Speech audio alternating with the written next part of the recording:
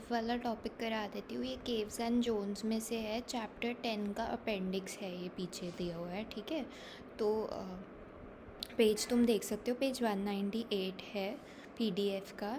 तो बेसिकली यहाँ पर क्या है कि ये सर ने फर्स्ट क्लास में कराया था।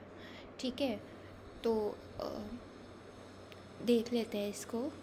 सर ने, मैंने फ़र्स्ट क्लास ली नहीं थी। ठीक है, तो फ़र्स्ट क्लास में कुछ कुछ और चीज़ें भी कराई हैं जो जिनका भी मुझे सोर्स नहीं पता एग्जैक्ट। इसका मुझे सोर्स पता चल गया था, इसलिए आई एम डूइंग अभी इसको पहले। ठीक है, बाकी जैसे जैसे जो जो पता चलता जाएगा वो मैं कराती जाऊँगी। ठीक है, अब एक सिंप्लीफाइंग अजम्पशन हम लेंगे कि home country is completely specialised in producing its export commodity clothing. एक सिंप्लीफाइंग अजम्पशन हम ये ले रहे हैं कि जो होम कंट्री है वो सिर्फ एक ही गुड बना रही है, कोई और गुड नहीं बना रही है। ठीक है, सिर्फ अपना एक्सपोर्ट गुड ही बना रही है। ठीक है, अब जो उसका जो ओवरऑल प्रोडक्शन है अपने एक्सपोर्ट गुड की, वो चेंज नहीं हो रही है। ठीक है, तो एक constant level of, let's say आपका एक्सपोर्ट गुड है क्लोथ्स, तो आपका जो क्लोथिंग का ओवरऑल आउटपुट है, overall output not the exports, overall output constant रह रहा है, फिक्स्ड है वो। It is given by distance 0T0C। ये जो डिस्टेंस है 0T0C, ये मतलब ये पूरा जो लाइन है, ये डिस्टेंस है बेसिकली आपका कितना प्रोडक्शन आप कर रहे हो क्लोथ्स का, वो शोकेस कर रहा है, right. Home offer curve 0T_R intersects foreign offer curve at point Q। ये होम का ऑफ़र कर्व है 0T_R, 0T_R* फॉरेन का ऑफ़र कर्व है, मिल रहे हैं ये पॉइंट Q पे।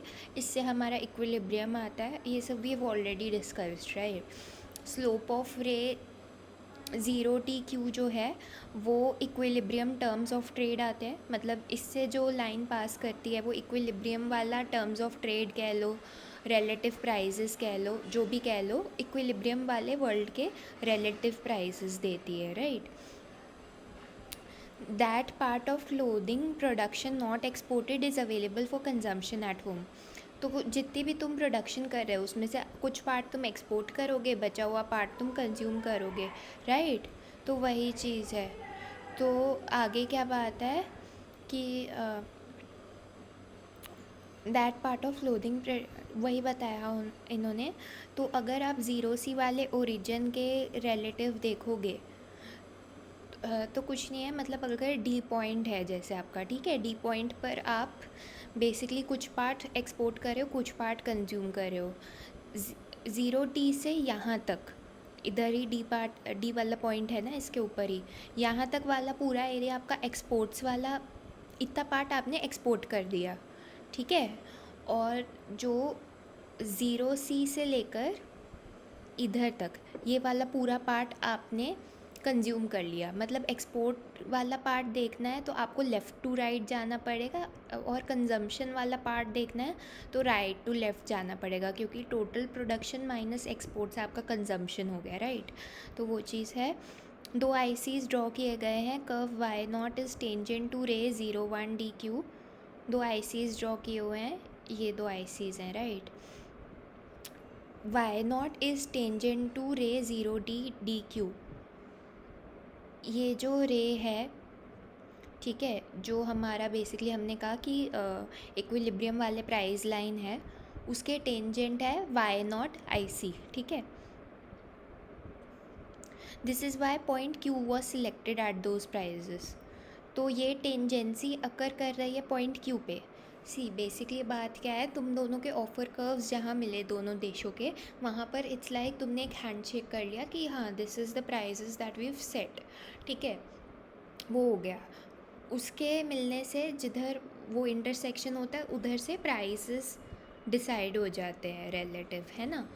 अब तुम एज अ नेशन चूज़ कर रहे हो क्यू लेवल अपने लिए, बिकॉज़ क्यू लेवल पर अगर तुम बेसिकली अपना कंजम्पशन करते हो तो वी सी कि तुम्हारा जो है गिवन कि वर्ल्ड प्राइसेस 0T_DQ वाली लाइन पर हैं, वो तुम्हारा कंस्ट्रेंट हो गया एक तरीके से, राइट। वर्ल्ड प्राइसेस से इधर उधर यू कैन नॉट गो, तो complying with that constraint, why not वाला जो आई सी है that is the highest I C that you can reach and you are reaching it at point Q, इसलिए point Q is where you are optimizing basically. ठीक है. Other points on the foreign offer curve would represent more favorable trades for the home country. अब of course point B जो है वो Q से higher I सी पे है. अगर इधर से आई सी ड्रॉ करें, this is on a higher I C. A जो है it is on yet another higher I C, है ना. तो बेसिकली Q पर हम फ्री ट्रेड से पहुंच जाते हैं, but this is not the best I C that we can achieve, right.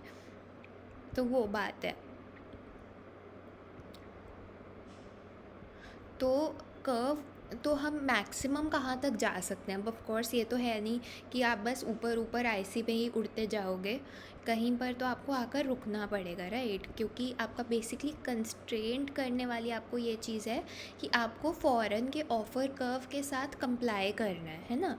आप ये नहीं कर सकते कि सामने वाली पार्टी जो आपको ऑफ़र करने को रेडी नहीं है, मतलब अगर सामने वाली पार्टी आपको एक पर्टिकुलर कोई चीज़ ऑफ़र कर रही है, उन्होंने एक पर्टिकुलर डील आपके सामने रखी है, राइट. वो पर्टिकुलर डील ये ऑफ़र कर्व शो कर रहा है कि वो कितने यूनिट्स के लिए कितने कितने यूनिट्स आपसे एक्सपेक्ट करते हैं, राइट. अब आपको ऑफ कोर्स उसके साथ कंप्लाई करना होगा, उसके किसी ना किसी पॉइंट पर आपको मिलना होगा, तभी बेसिकली ट्रेड वर्कआउट कर सकता है. अगर दो पार्टीज़ को ट्रेड करना है तो you have to comply with what the other party is expecting out of you, right. तो वही चीज़ है. तो बेसिकली आपका I C must be tangent to the offer curve. ठीक है. इट बेसिकली तुम्हारे आई सी को ऑफर कर्व को कहीं ना कहीं टच ज़रूर करना है. वी रियलाइज़ कि we can achieve the highest I C given the foreign countries offer curve, अगर हम फॉरेन कंट्री के ऑफर कर्व को टेंजेंट वाला आई सी ले लें, right. That is how we reach y1 वाला आई सी. ठीक है. तो यही यहाँ पर लिखा है कि curve tangent to the foreign offer curve y1 shows the maximal utility level possible for the home country. ठीक है. अब होम कंट्री पॉइंट ए पर पहुँचेगा कैसे. पॉइंट ए जो है जिधर आपका यूटिलिटी मैक्सिमाइज हो रहा है, how are you going to reach that. तो the answer is through tariffs. ठीक है. टैरिफ्स लगाकर आप वहाँ तक पहुँच जाओगे. As illustrated in the text, a tariff decreases the demand for imports and the supply of exports at any given world terms of trade.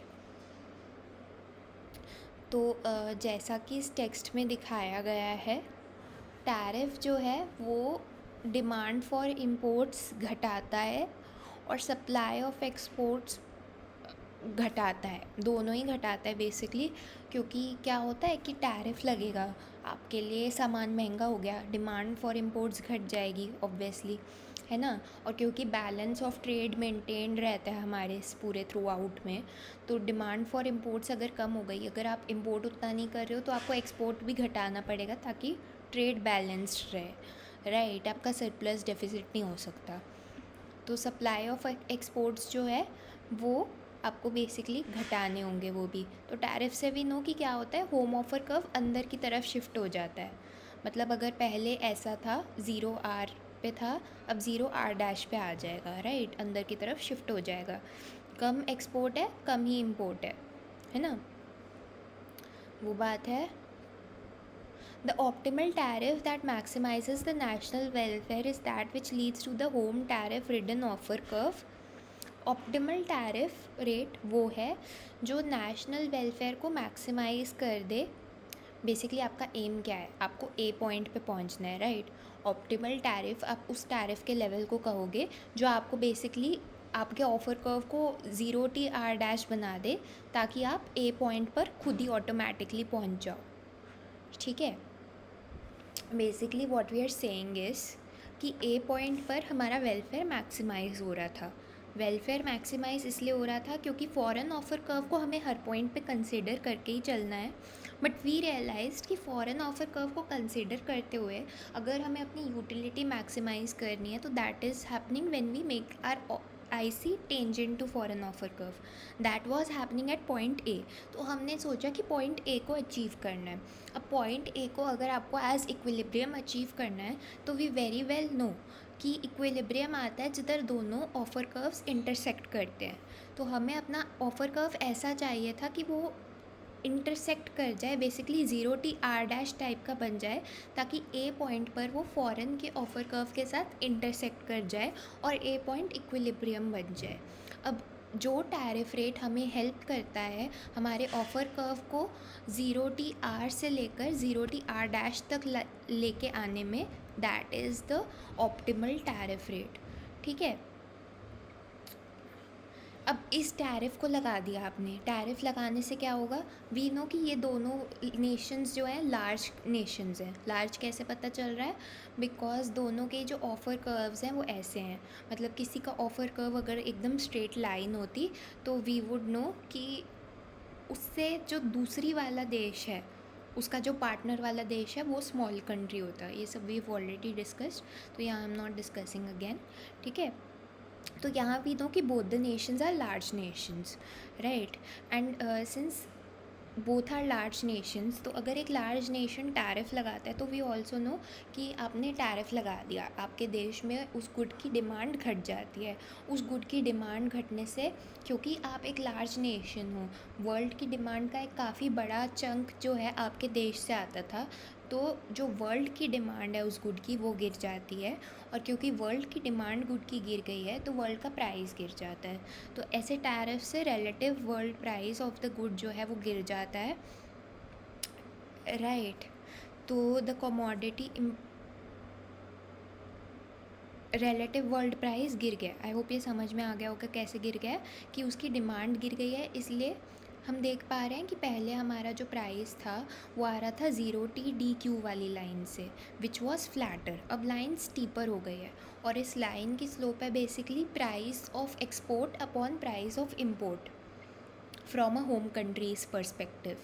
तो ऑफकोर्स प्राइस ऑफ एक्सपोर्ट बढ़ गए हैं, या फिर ऐसे देख सकते हो कि प्राइस ऑफ इम्पोर्ट्स घट गए हैं, तभी this line is becoming steeper, right. तो बेसिकली टर्म्स ऑफ ट्रेड जो है हमारे फेवर में आ गया, हमारे गुड जो है it has become costlier, right. तो इट्स बेनिफिशियल फॉर अस कि the good that we are exporting is costlier now. एक सॉर्ट ऑफ बेनिफिट है, वो नुकसान भी है, but that is not what we are getting into. वापस ऑप्टिमल टैरिफ पे चलते हैं। ठीक है, अब रिलेटिव डोमेस्टिक प्राइजेस क्या हो गए हैं। ऑफ कोर्स आप जो गुड इंपोर्ट कर रहे हो, डोमेस्टिक प्राइस जो है उसका वो बढ़ गया है कंपैरिजन में, राइट, बिकॉज उस पर टैरिफ है। तो डोमेस्टिक प्राइस, अगर हम relative domestic price of food की बात करें, food is the good that you are importing. तो होम कंट्री जिस गुड को इंपोर्ट कर रही है, जिस गुड पे टैरिफ लगा है, उसका relative domestic price home country में बढ़ गया है क्योंकि उस पर टैरिफ है, और रिलेटिव वर्ल्ड प्राइस उसका घट गया है। ठीक है, the slope of ICY1 at its point of tangency, give me a minute.